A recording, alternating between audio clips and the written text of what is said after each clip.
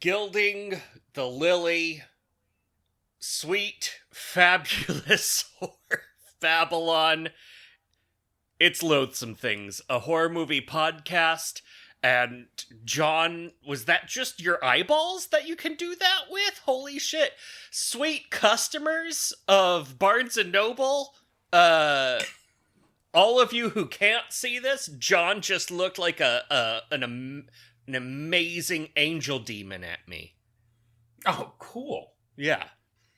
Nice. My wife is scared when I do that. Oh, yeah. I mean, I'm scared for your wife when you do that. It's like, oh, fair. Man. Put a wife beater on him. Grow a single eyebrow. One eyebrow, no lashes. That's John, I'm Josh. We host this show that you listen to. And John, other than terrifying your esposa, how are you doing? Oh, man. I am really doing great. Yeah. I mean... You've been made great again. That's how great I'm doing. Yeah. Yeah. Oh, yeah. I mean, I've searched my brain to find something wrong in my life. And there's just nothing wrong. Yeah. Yeah, you're not making, too much money? No, I'm making exactly enough, which is more than everyone else. Nice. Yes. Yeah, that's true. Yes, that's where you need to be. Yeah, as long as I'm in that pocket, the lily hath been gildified.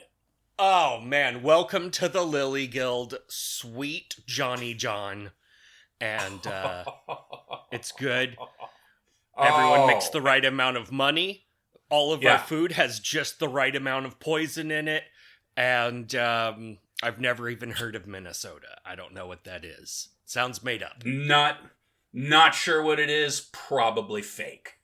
Yeah, probably fake. No one has ever heard of it.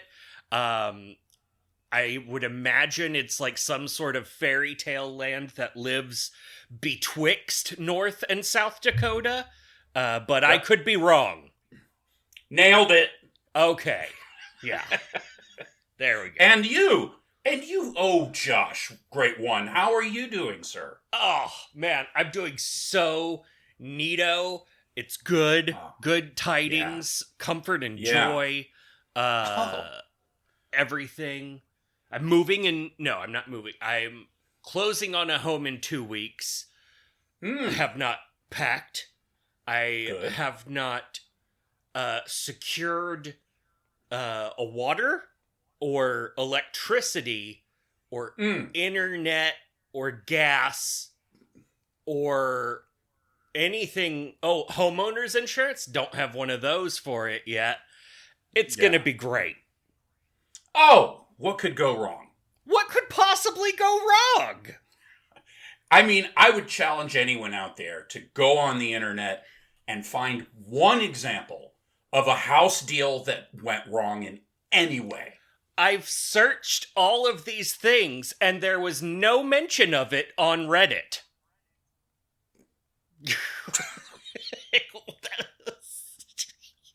How do you make your arms look like legs, sir? Oh my God. Yeah, I've got it's good. Problem. Yeah, no. Your problem is you just have very strong arms. That's all. They're just really strong. Really strong arms. John, and speaking of really strong arms, today I was in a 3.5 hour long meeting and we ran out of chairs, so I stood and I remembered, oh yeah, this is what standing for 3.5 hours feels like. I hate it. I was just talking to somebody about how when we worked at the bookstore, we would occasionally ask if we could get stools or something, and they would say, no, because then you will sit down all day. Yeah. It's like, yeah, exactly. Yeah. What the fuck is wrong with you? No, or you could just stand in one place for 8 hours a day. It's okay. We'll give you a rubber support mat from 1973 where all of the corners have worn away. We don't even know the original dimensions anymore. It used to have, like, treads in the middle, and now it's just worn into, like, this pitted nightmare. Yeah, it used to have give. Now it's just a little pile of bits of rubber. Yeah, now it just smells bad.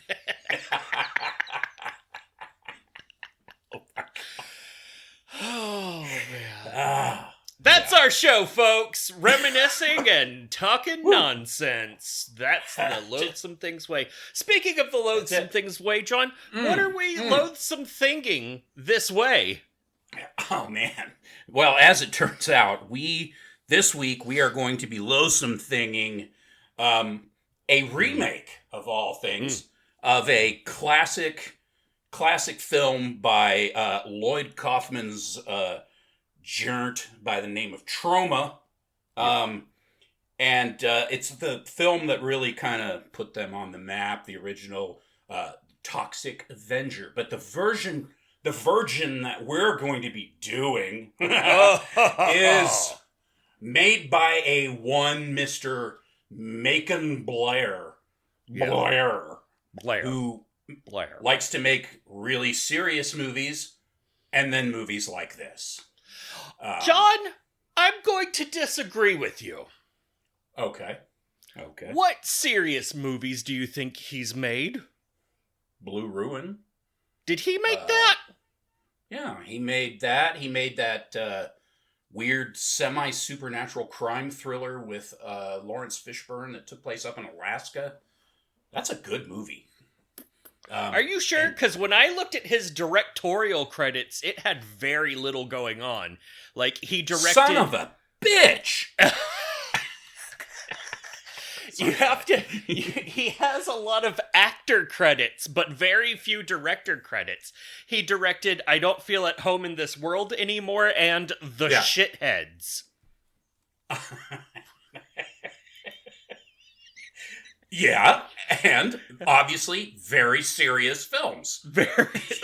He likes to mix it up a little between the serious, like I Don't Feel at Home in This World Anymore, and the more humorous, like some other movie. Heads of shit. Yeah, I guess he just acted in Blue Ruin. The guy that directed it, Jeremy Saulnier, is kind of like his partner daddy in crime, kind of. Yeah, it's his sugar daddy. You know. Oh yeah, and Saulnier made Green Room, and he made Hold the Dark, the thriller I was talking about. He did. Screenplay by Macon Blair. Oh, okay. So this isn't going well for me. We split the difference. He did the screenplays, so that still counts. Writers are important too. That's true. Yeah, what the fuck did this little dick make? Yeah. What a fucking pecker this guy is. He even spelled bacon wrong. Bacon Blair. There it is. Good old Blair. Bacon Blair. Yeah. That great I Don't Feel at Home in This World Anymore, Toxic Avenger, and The Shitheads. And that's it. And he wrote Monkey's Paw, I Don't Feel at Home with Small Crimes, Hold the Dark, Toxic Avenger. He made all those. Woo! Wrote all those. Nice. But, so he doesn't know what he's doing. What are you doing, Macon? Who told you could be making shit, huh?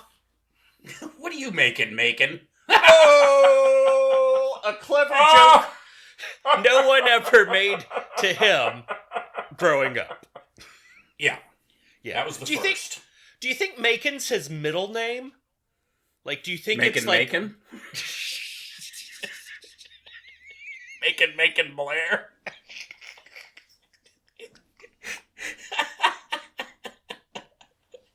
Yes, I do. Wow, 10 times better than the joke I was gonna make. That's amazing. Yeah, that's way better. Macon Blair. Yeah, that's definitely it. Yeah. His dad was Little Caesar. Macon. Oh, that's good. Yeah. This movie stars Taylor Page as JJ, a character that didn't really need to be in it. Nope. It also stars Peter Dinklage as Winston / spoiler alert, Toxie, and Jacob Tremblay as Wade. Kevin Bacon, there's the bacon. There, we found it. Here we are making bacon. He was making bacon the whole time. It was right under our nose. Oh, man, no one made that joke on set. Kevin Bacon as Bob Garbinger and Elijah Wood as Fritz Garbinger. Also a bunch of other people. This wasn't actually a trauma deal, I guess? Yeah, not really. So... Yeah, no, I don't think so. Yeah, Lloyd Kaufman's in it. Yeah, he's in it. He's on screen with Macon Blair for a hot second. That was pretty, I don't know, something.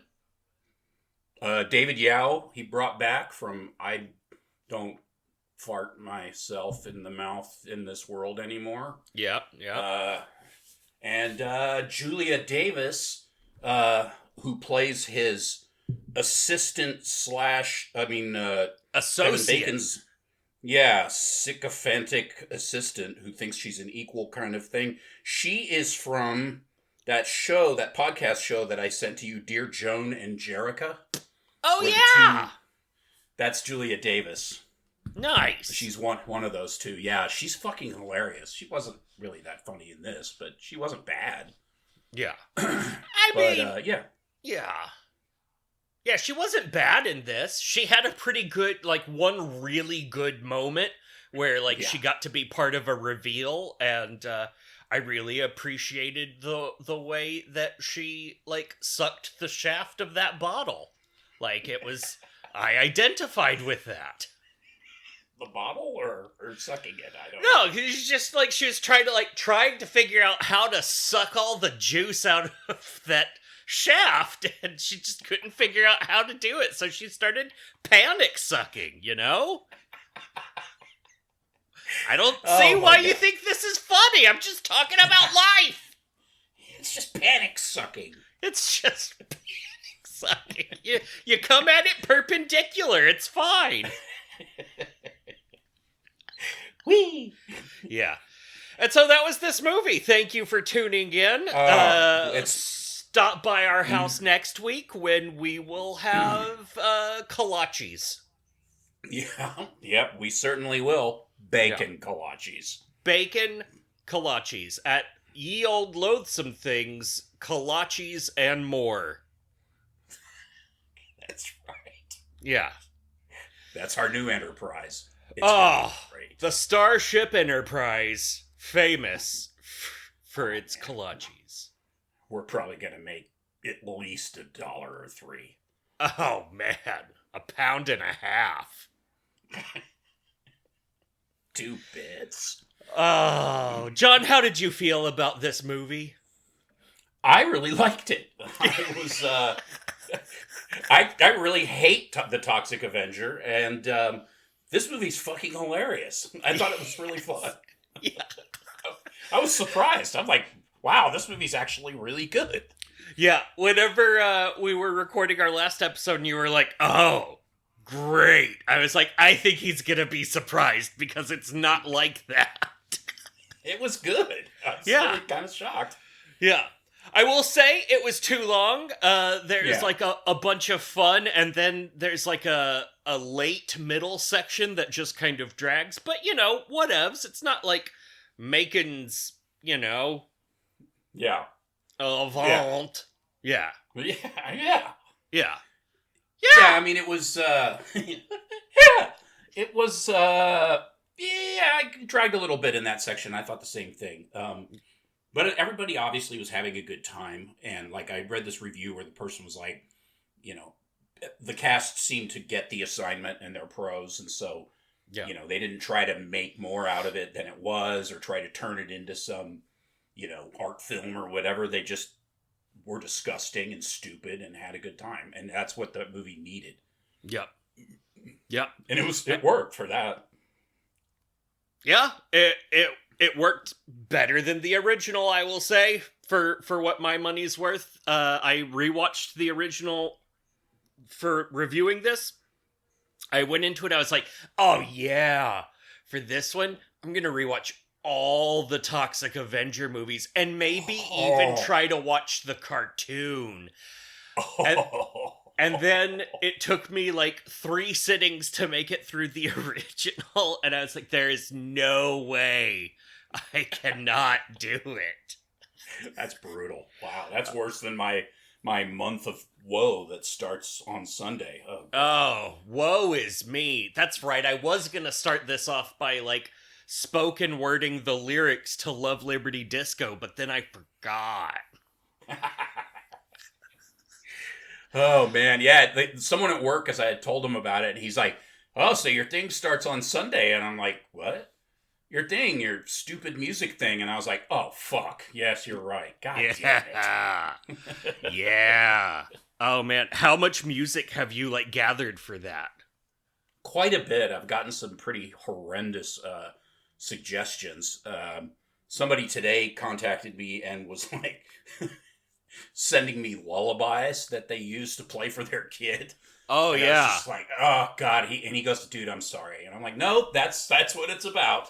Yeah. He said it's really, really bad. But I've already added Blink 182 and Boxcar Racer. So I've got that going for me. Well, okay, now, when you say Blink 182, like, the entire discography? No, but I'll just play some of it. Maybe I'll pick some songs, particularly ones I already know because I hate those so much. Maybe I'll listen to one of their records. I don't know. And then there's that Boxcar Racer track. Maybe I'll just pick that one where he's like, takes his stupid British accent and then takes it over to this other kind of pseudo-emo band and makes it even more whiny and contrived sounding. Oh, man. It's so fucking bad. If you really, really want a treasure, you have to go with Angels and Airwaves, his post-Blink 182 painkiller-fueled weird dream that he had that put out 2 albums. Oh, God, he put out 2... Okay, I'm totally adding that. Yeah. Because I'll forget. Oh, wow. But also... That sounds so bad. I would highly recommend people listen to like their like early pre-album Cheshire Cat and Buddha because those records are fucking great. Really? Oh yeah, like before they were on a real record label and they were just like 3 guys doing fun shit. It was awesome. Wow, I didn't know that. That's terrifying. Yeah, listen to the song Benoit Balls. It's great. Nice. Will do. Yeah. Oh, fantastic. When they were a serious band. Yeah. Back when, well, yeah.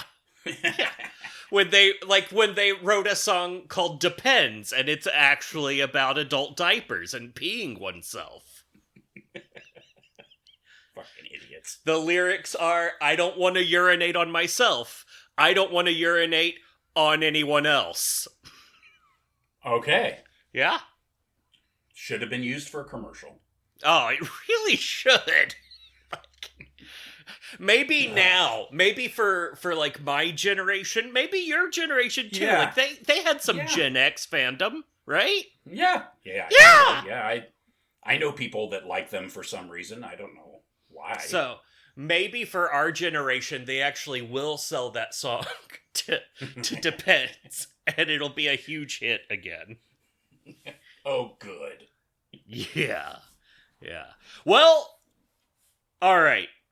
You wanna summary this? Do we go through some of the like chapter by chapter of this here Filmageddon? Yeah. However you would like to rehash it.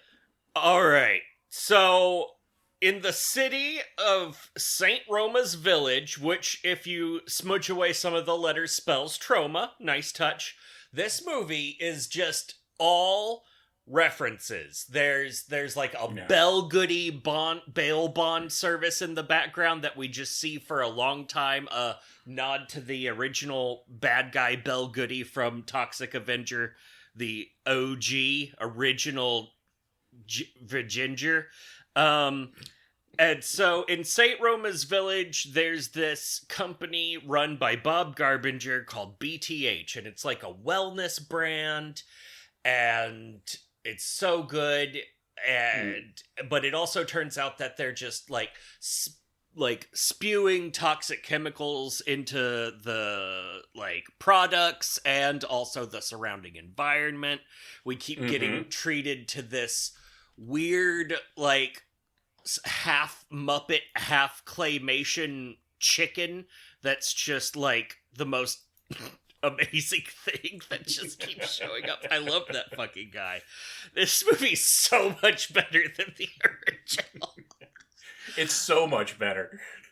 Bob Garbinger, Kevin Bacon, is a man who's staying young, strong, and virile by getting transfusions of undiluted gorilla blood. They really zoom in on that so that you know what's going on. They run inhumane experiments and are purposefully poisoning the people of St. Roma's Village. His brother Fritz has a, quote, monstercore band called the Killer Nuts, and that's who he hires as his goon squad to do Bob's violent bidding against investigative journalists and the like. Winston is a custodian at BTH, and he's the widowed stepfather to a property movement piece performer Wade, who wishes Winston was more heroic. Then we get the turn of the screw that he has a brain disease, a bleeped out brain disease, and he has 6 to 12 months to live. So he's worried about how his stepson is going to deal with it, since he's already lost his mother and now he's going to lose him, and where the finance is going to go. We get treated to his phone calls with the insurance company, where it turns out his thing isn't covered because of bullshit.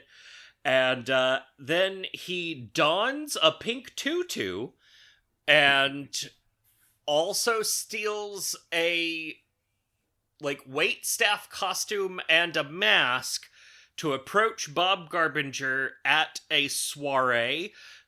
One of my favorite jokes in the movie, which feels especially timely right now, is whenever he approaches Bob Garbinger, he's sitting next to the chief of police, who, as soon as he sees Peter Dinklage approach, reaches for his gun and yells, "I feel threatened!" Or it's like, "I fear for my life!" Yeah, that's it. I fear for my life. It's so good. Yeah, so good. But he tells him all about his problem, and he's like, "Well, it's all right. We're gonna get you squared away," and everyone claps. Great job. He's gonna be a charitable CEO. But then he has he has Winston escorted out the back door, and then him and his associate just mock him mercilessly while he's stuck out in the sad nut party. He then heads to the BTH plant. His plan is to dunk one of his mops in the toxic waste and use it as a weapon to hold up the BTH factory's vault of money, which he then does.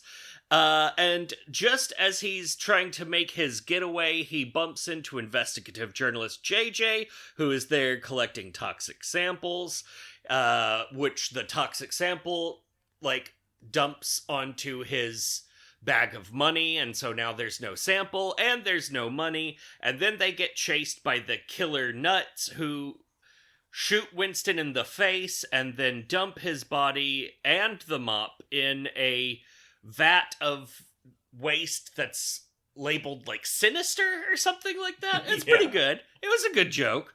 And then in there we are treated to a hokey and fun transformation sequence. I'm remembering now, like, when I was like 3 or maybe 4, something like that, was when the Toxic Avenger cartoon was coming out. And I couldn't figure out why, and then watching this, I was like, oh yeah, it was like the same time as the Ninja Turtles, and like, you just needed anything with mutant grossness on it, and so this fit the bill. It makes sense. So in the vat of goo, he gets turned into the Toxic Avenger. One of his eyeballs is black and enormous, and he's all like green and blotchy and hugely muscular. And he's bulletproof, and then, like, saves the next business door lady from a guy who's scamming her out of money and treats her cat poorly. But then a mob forms around him and chases him into the woods. And then while that's going on, this is where the movie really, like, starts to get slow and a little bit useless. Yeah. He goes into the woods, he meets, like, some, like, huffing wise hobo that tells him to be a hero or whatever, so he starts going around and doing hero stuff around town, including, you know, the one from the original where he, like, saves the local Miss Meat population from a group of goons, and then Miss Meat. It's so gross. They're upset because it's no longer Mr. Meat. Oh, that's right! I forgot about that detail. Yeah. Yeah, what about Mr. Meat? It's so stupid. Oh, man. And then the bad guys start hunting him down. As part of that, they abduct Wade. And then Toxie shows up at a Killer Nuts show, so we're treated to a little bit more of the Killer Nuts song repertoire. If you're trying to imagine the Killer Nuts, think like a slightly better Insane Clown Posse. Yeah, it's like Insane Clown Biscuit. Yes. Or if you've ever seen Hollywood Undead, it's like them too. But yeah, a little bit better than a little bit better. Yeah. There it is. And so he shows up, and then they cut the music from the Killer Nuts and start playing a Motorhead song while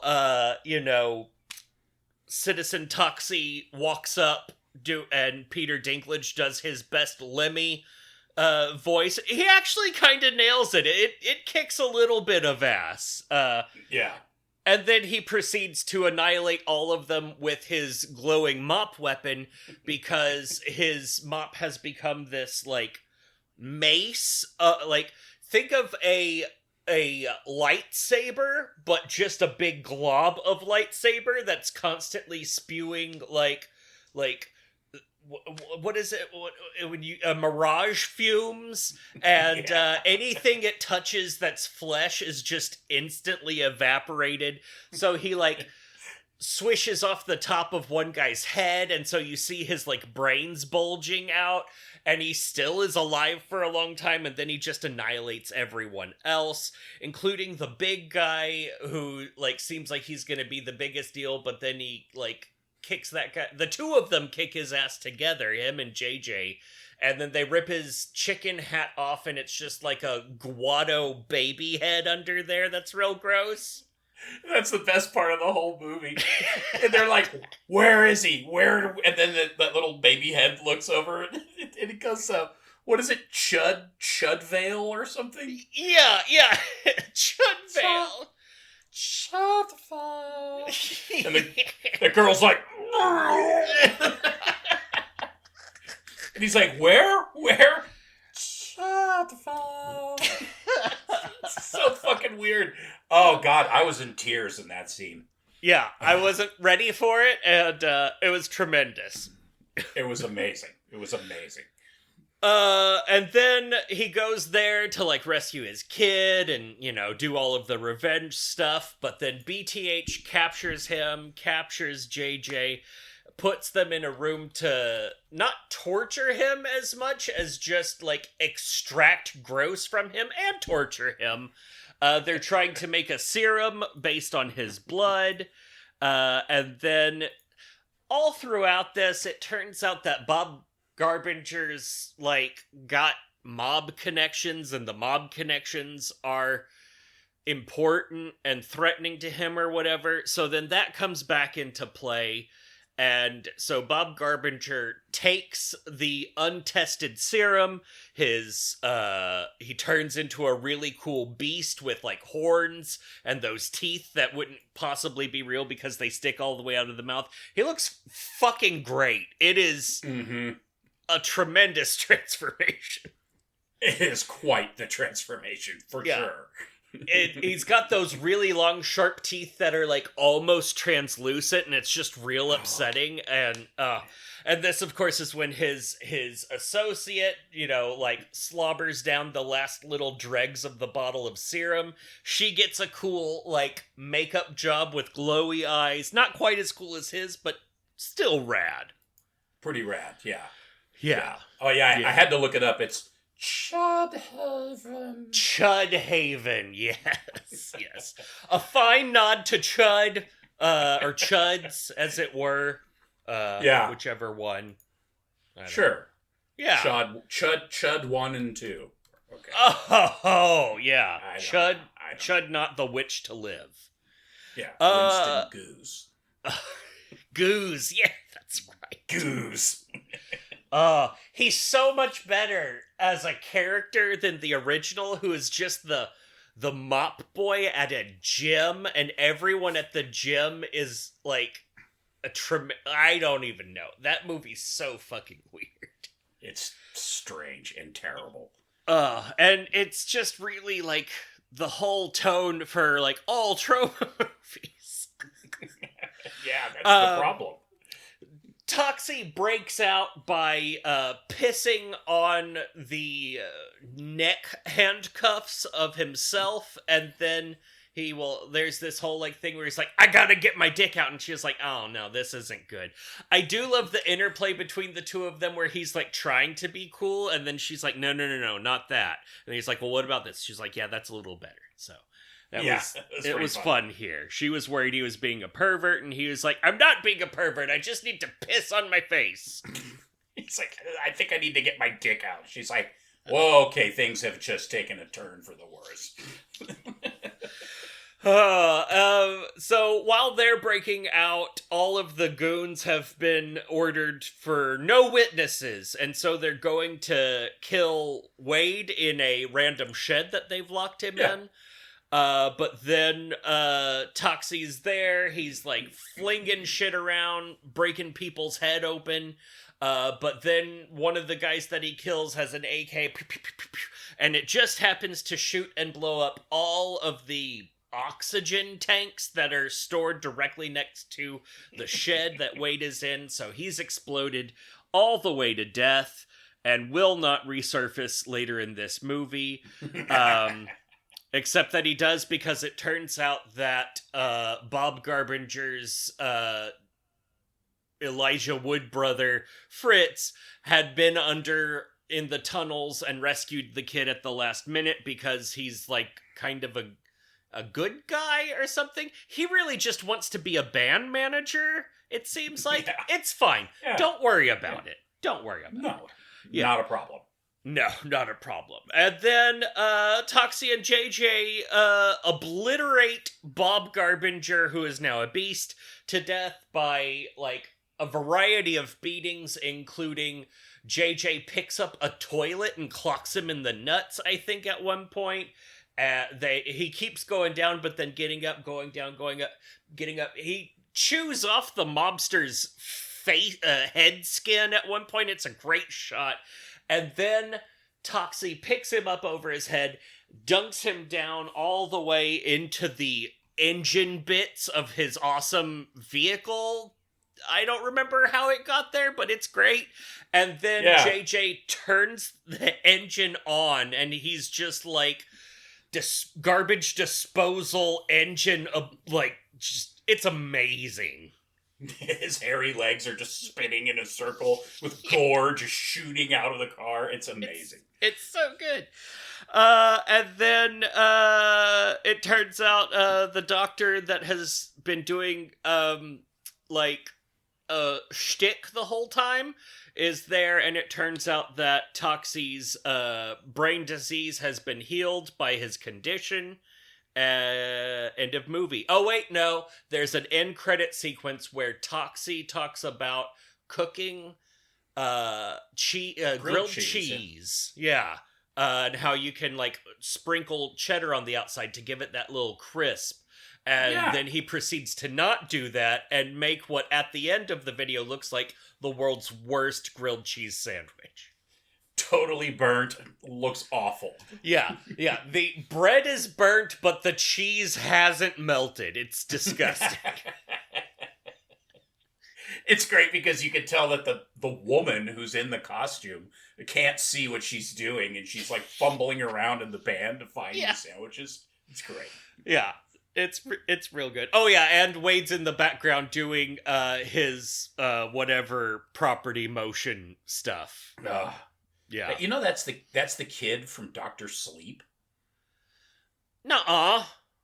Apparently so. Oh my god. I was like, who the fuck is Jacob Tremblay? And they're like, oh yeah, he's been in everything. SpongeBob SquarePants. Maybe you've heard of it. It was cool to see David Yao in such a ridiculous role.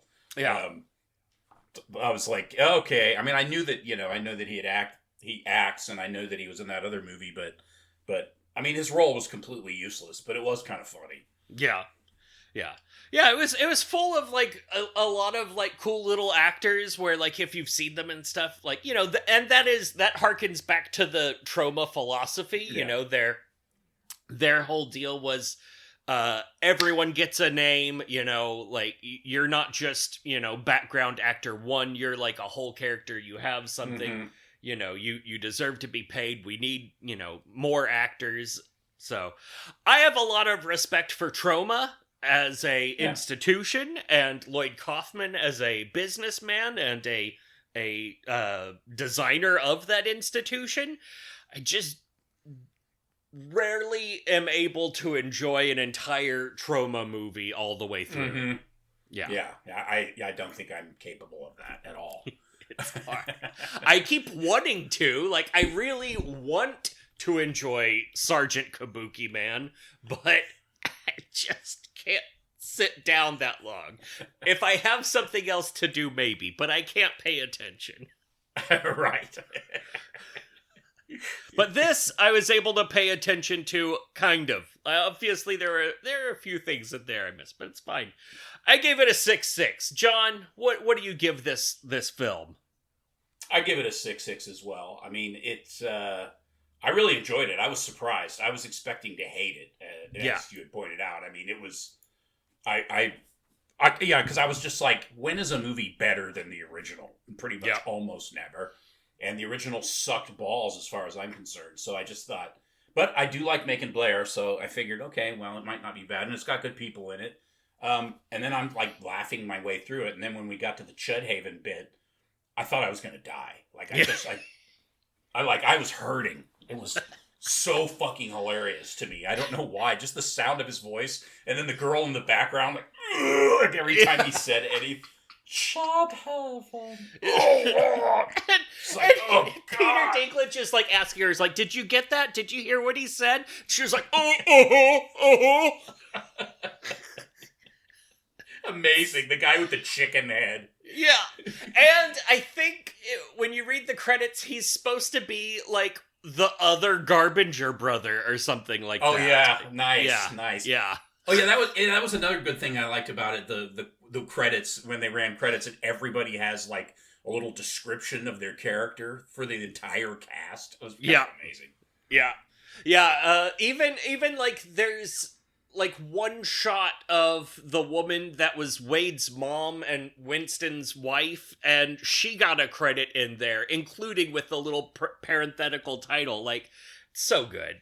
Also, I love the credits for being real short. Like, they can do some short credits, and I appreciate that. Yeah, that it is refreshing. I also noticed that the entire production team, like, camera crew and all those guys look like they're Russian.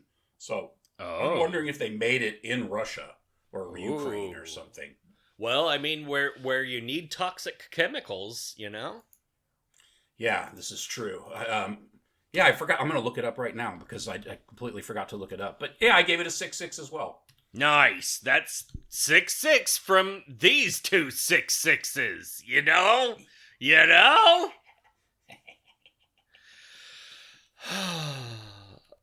Any. That's good radio right there. There it is. Yeah. Nailed it. Anything else you want to zoom in on from that movie, John? Anything you want to hold the light of truth up against, or like rub around in your thigh area, like just like really like work it into your skin, and then you find that bump under there, and you're like, wait, is this supposed to be here? I'll put your thing down, flip it, and reverse it. God damn it. No, I can't. Well, the movie was made in Bulgaria, apparently. Oh, nice. I know where that is. And apparently it took 2 years after they wrapped shooting before the film was released. They went into some sort of development hell or something. I don't know. Post-development hell. I don't know. Whatever. That's it. That's all I have. Yeah. Nice. I will say, I really appreciated the Toxie makeup. Like, when you look at his head, you can really tell that it's just like a piece of plastic painted to look like veins. And it doesn't matter. It's just fucking great. So, great stuff. They didn't even try to make it look real. It looks great, but not real. No. Yeah. Fantastic. Love it. Love it. John, what else did you consume by way of media, cinematographical or otherwise?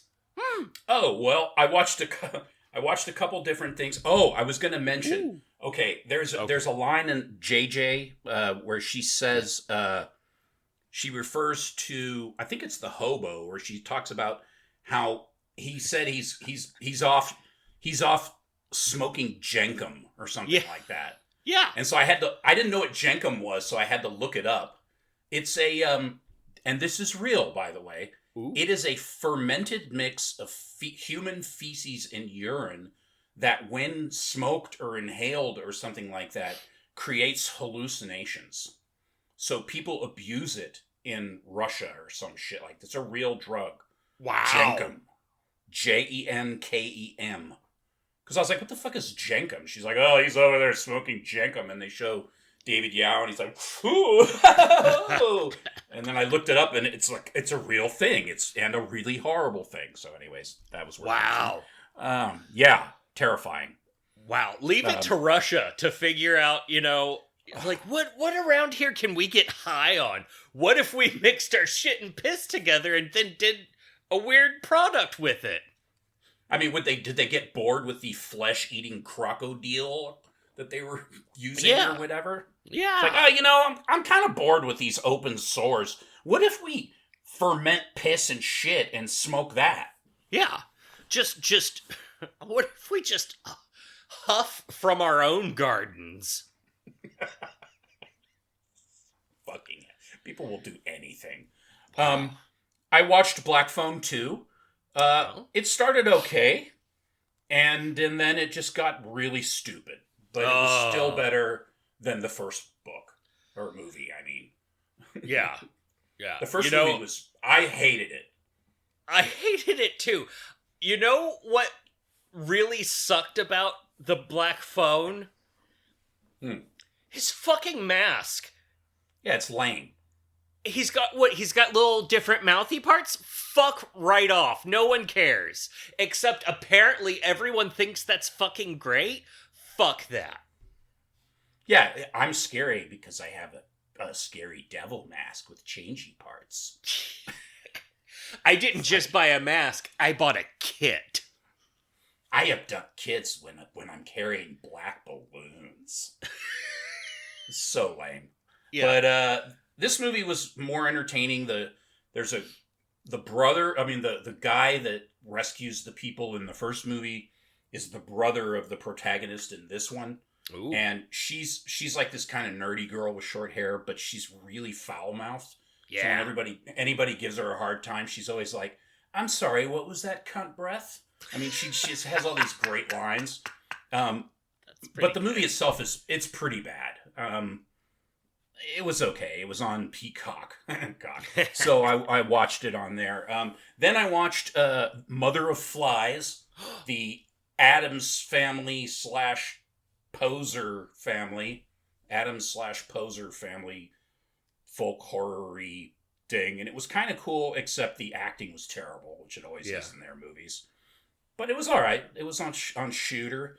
And then the Severed Son, another folk horror film, which I fucking hated. And honestly, I don't even remember what happened in it. It was so bad. Yeah. It was this ultra religious family, and the daughter of the local minister kills her husband because he's abusive, and then the town turns on her and all this shit, and somehow she summons some sort of supernatural creature that is supposed to be like some kind of demon or something, except that it does good things for her or whatever. It's like very low budget, very bad, terribly acted, and had no business being on Shudder. It was shit. So that was it on my horror. And then music-wise, I'm just going to list one record because the name of the album is impossible to pronounce, and so I'm going to try and pronounce it. Excuse me. The band. Oh, of course they don't have the whole name here. I have to get it. Jesus Christ. Oh man, Look over here. Look over here. Don't pay any attention to that man on his phone. Oh God, this name is so amazing. They're from Belarus, from Minsk. They're a death metal band. They just released a new album that came out today. The new album is called Meritoriousness of Equanimity. Ooh. Okay. And the band's name is, this is one word, Exemparatiscerkethzebibsip to Gakathsulwelyarzasulum. Oh! That's the name of the band. Are they really? Their logo, of course they have a logo with their name on it. Oh! Ooh, oh, that's so good! That is so fucking good! So everybody just calls them ex-imperatus. Oh, okay, that's fine. I was gonna ask, are they, one of Frank Zappa's progeny? Because I could see that being the one. They're just a very strange Belarusian death metal band that's very technical and hilarious, apparently. Nice. What was the name of the album again? The album was The Meritoriousness of Equanimity. Yeah. Meritoriousness. Yeah, Meritoriousness of Equanimity. Meritoriousness. Oh, yeah, it automatically filled it in on that. There's also, there was one more. There's a band from England called Urne, Urne, and their new album just came out today as well, and it's a pretty banging little joint as well. Oh, and I forget the name of that record. And that's it. How about yourself? What have you taken and consumed, listened to, eaten, smelled, rubbed on yourself, read, watched, or cuddled with? Oh, well, 4 kitties. And let's see, I also watched Mother of Flies. I enjoyed it. The acting was bad, it's true, but I really enjoyed the, like, aesthetic of it. Yeah. Like, we had all of the rhyming poetry, we had all of the, like, Hagazusa business going on. I enjoyed the story. I wasn't expecting the end to go like it did. One of the things that I really liked about it is they had this very, like, specific use of, like, computer graphics. And much like the Toxic Avenger, they didn't try to, like, convince you that it wasn't that. They just let it be, like, part of the pastiche of what's going on in there. And it worked. You know, it worked for a low budget movie. Like, you were already aware of what it was before you got there, and you're like, you know what, that fucking works. I appreciated that of it. I also watched The Severed Son, and I also don't remember anything about it except not really having a good time. It sucked. It just bummed me out how shitty it was. You know, it just, like, it was so lifeless and dumb. I don't know. It just went nowhere for me. I hated it. Yeah. And I started watching Night of the Seven Kingdoms. It's terrific, honestly. Oh, really? I'm having a great time. Yeah.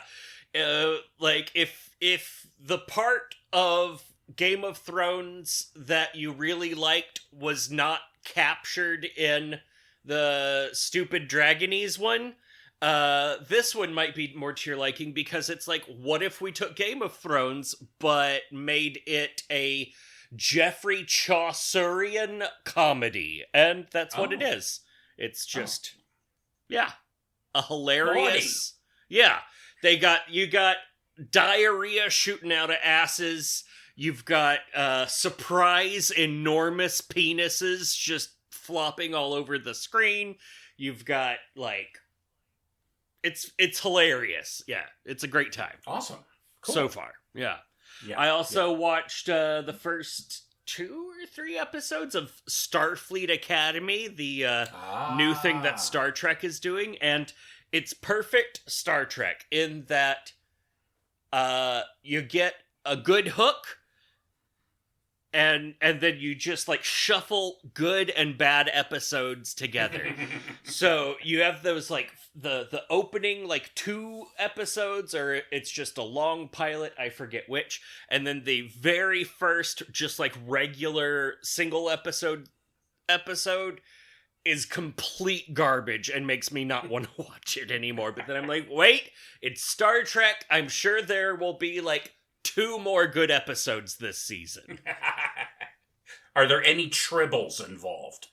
There's no tribbles yet, but I'm sure they will arrive. They're, like, playing with the lore. They're playing with, like, I don't know, one of the Klingons has, like, fingernails growing out of her face stuff, and is a lesbian with a human. So they got all kinds of stuff going on in there. They're just mixing it up. Yeah.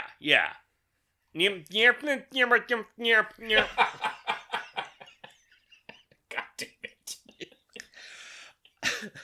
I've also been listening to the audiobook for The Dawn of Everything by David Graeber and David Wengrow. It is a fantastic read so far. I'm worried about where it's going. I always worry about books that are, like, really, like, informative and compelling at the beginning, because then you know that by the end they're going to be like, and that's why I voted for Donald Trump. No, I've read this book. It does not go there.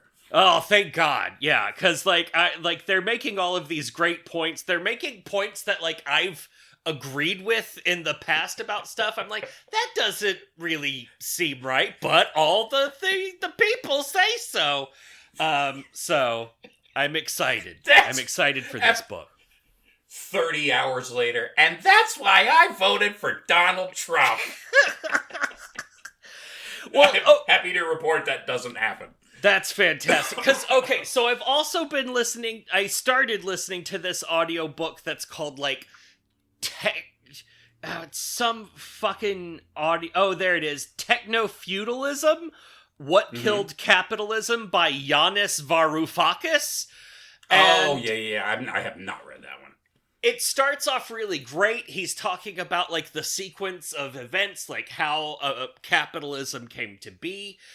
But then he just, like, starts going off on some weird shit, and I'm like, I should have figured it out sooner whenever he describes himself. He's like, look, I'm a socialist libertarian or a libertarian socialist. He's like, and a lot of people tell me that that's not a thing. Well, here, let me explain why that is a thing. I don't think it's too ridiculous. And I'm like, oh, I don't know. But then he starts, like, telling cool economic history, and I'm like, oh, okay, this is getting good. And then it goes weird again. I'm like, no, I can't do it. I can't keep doing this, Giannis. That's not for me. I'm out, Giannis. Yeah. You can go Varoufakis yourself. It's fine. Whoa. Yeah. And the last piece of whatever that I've been consuming has been At Midnight, I'll Take Your Soul by Jose Mojica Marins. Rewatched that. I had forgotten so much about this movie, and I fucking loved it. It was a tremendous rewatch. Yeah. Yes. That scene where he's just like praising his own disbelief while flinging his body around in the thunder. It's so fucking good.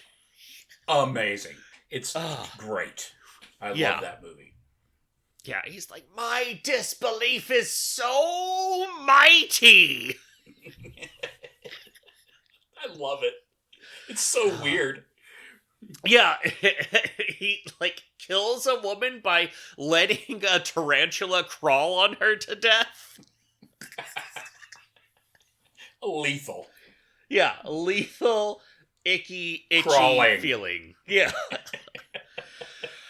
So I'm going to give Jose Mojica Marins' At Midnight I'll Take Your Soul a 6.6. It does drag at times. At times you're like, why is any of this happening? But then at other times it hits real good high points. Yourself, Jonathan?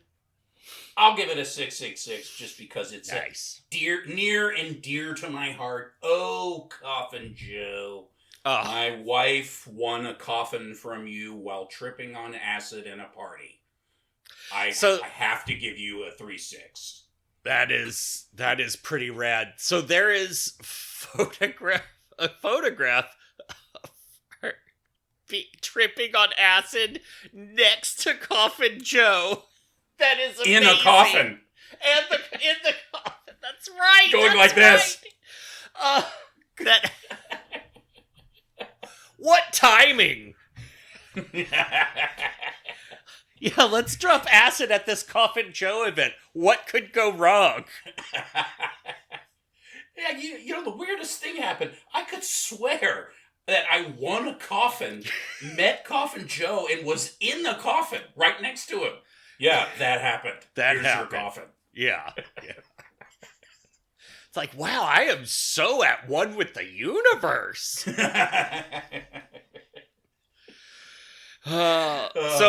So that's a 6.6 and a 6.66. That's worth everything. I love it.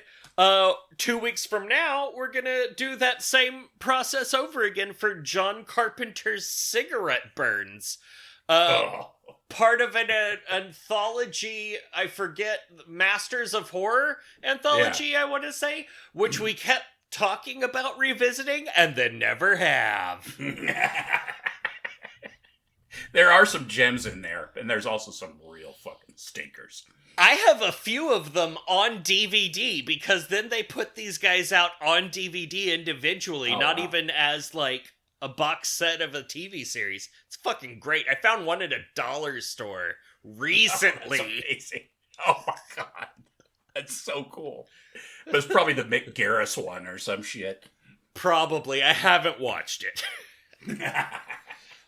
Well, speaking of haven't watching it, Yeah. John, what haven't we watched or have watched that we will watch when next we watch something? Oh! I'm surprised you couldn't tell where I was going with that. What's wrong with you? Are you stupid? Pretty fucking stupid, yes. Okay. I went, after the lightness of Toxic Avenger, I decided to go in the absolute opposite direction and pick one of the most upsetting films I've ever seen. Oh. It's a Austrian film made in 1997 by a director named Michael Haneke, and it's called Funny Games. Oh, yeah. No. Okay. One of the most traumatizing films I've ever seen. Funny Games. I'm here for it. Let the fourth wall be broken in the worst way possible.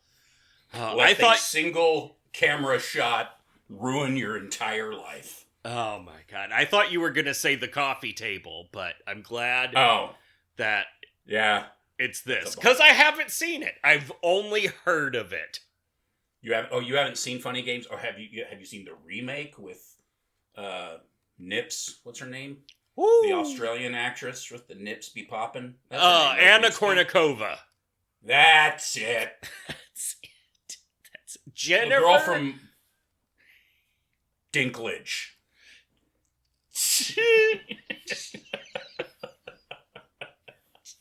Yeah.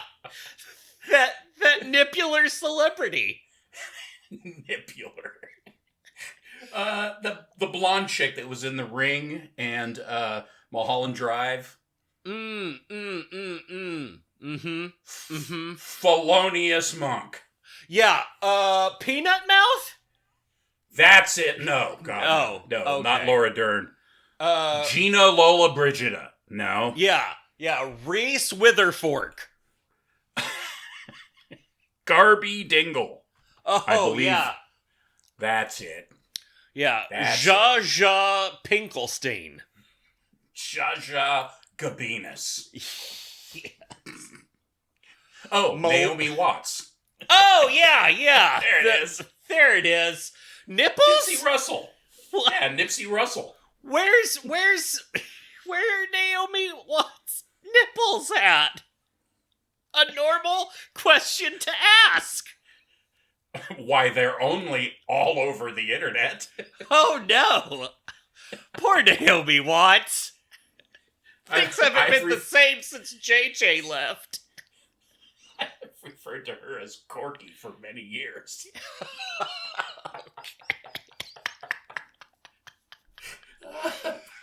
Wow. Oh. Yeah. Isn't she friends with, like, the other one? The more famous Naomi Watts? The other one? Yeah, you know. The supermodel? No. Wait, who? The other actor. She's, like, more famous. But looks just like her. Nuno Betancourt. Nicole Kidman. Oh. Yeah, well, they're both Australian, right? Yeah, Lars von Trier. So what are you gonna do? Oh, yeah, Von Helsing. Oh, Lars von Helsing. Han Valen. Woo! Nips. Yeah. I've got a pocket full of sunshine, and she's got a pocket full of me. I like that we riff on Naomi Watts' nipples for like 10 minutes, and she isn't even in the movie that we're talking about. I don't think we've ever seen a movie with her in it. I don't even know who she is. I couldn't pick her out of a lineup of Australian women. I couldn't pick her out of a lineup of Australian nipples. Oh, yeah. I couldn't pick her nipples out of a lineup of Australian toes. Wasn't she in the remake of, like, You're Not My Mommy or whatever? What is that? What, the one with the twin boys? Oh, Good Night Mommy? Yeah, Not Mother? Was that her? Or Good Night Mother? Know. Yeah, Good Night Mother. Yeah, Good Night Mother. Does she only make remakes? Is that like in her contract or something? Ooh, that would be fun. I don't know. I'm trying to find it. Navigating the internet while actually being on a podcast is never the best idea. But yet, here I am. Yeah, Good Night Mommy. Yeah. She was in the terrible remake of Good Night Mommy. Yeah, that was not great. Yeah. I believe the corkery takes place in 1 million grams or whatever that stupid movie was called. 21 grams. Oh, the one about the soul? Like if your body shits out your ass when you die? Yeah. Yeah, if you shit your body out your ass when you die, your soul weighs 21 grams. Yeah. That's it. Yeah. That's the one. That's how science works. She went from that to being the titular character in Good Night Mommy. God damn it. We're such good allies to women, John. Well, at least we're different from the average white, fat, bearded guy podcast. Well, wait a minute. Here. Hold on. Here, I've got some testosterone supplements for you. It's okay, because if there's one thing no one will ever accuse us of, it's being macho. Oh, man. I was just thinking in the shower earlier, do you think with ICE so well stocked with underqualified dudes, do you think the incel, unemployment rate has gone down? Yeah, it probably has. Yeah. That's my joke! That's what I got! There it is. That's probably true. Yeah. Like in the unemployed incel subreddit, it's probably getting a little bit, crickety. Am I right, guys? Hello? Am I right? I loved that guy on NPR. Called in. He was like, I feel this way about stuff. Am I right? Oh, what a champion. Okay, yes. What else did we do everything? Did we make a podcast? Well, that's debatable. But yeah, I think we did. I'd like to think that we did. I'd like to think that we did. I don't know whether or not Loathsome Things exists, but I'd like to think it does. If a podcast shits in the woods, does anyone hear it? Yeah. If a tree shits on a bear, is it in the woods?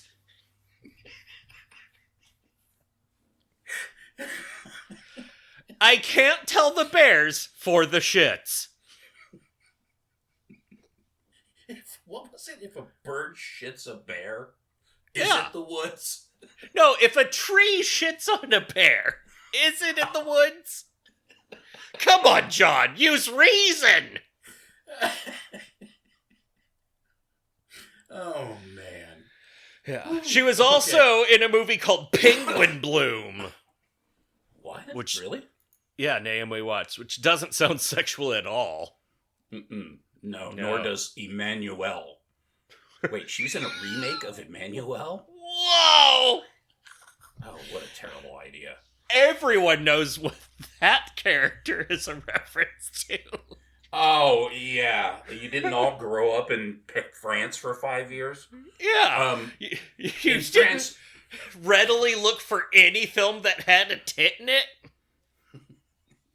In France in the 70s, the Emmanuel, cheesy soft porn movies were, the shit. And you walk down the main drag in Paris where all the movie theaters were, and they all were showing Emmanuel movies.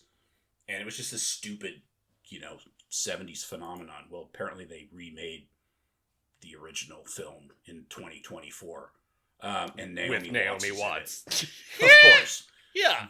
You need a remake. Who you gonna call? Whips. There. And one of the actresses in this film is named Cha-Cha Huang. Oh, yeah. Emmanuel. Oh, she doesn't play the titular Emmanuel in Emmanuel? She just plays someone named Margot. Her most recent credit is she was in a Kylie Minogue music video entitled Xmas. Who does she play? Kylie Minogue? Who she looks like also? She plays news anchor. Uncredited. Who put uncredited? It's a music video. What's happening, IMDb? It's almost like you got purchased by idiots.